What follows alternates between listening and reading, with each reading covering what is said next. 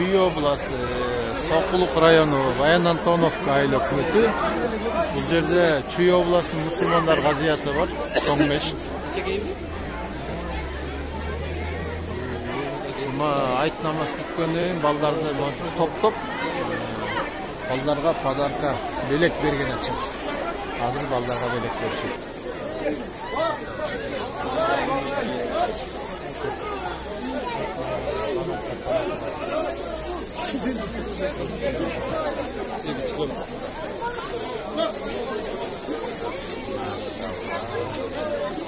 İçini açıp kararına.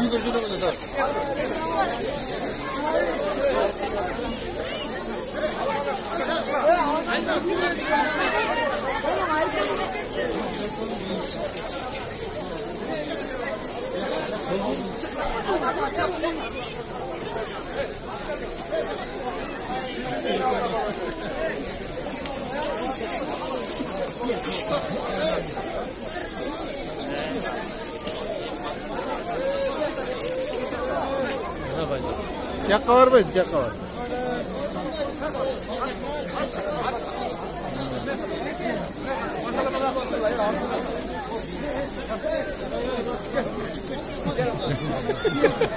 Al hepsi.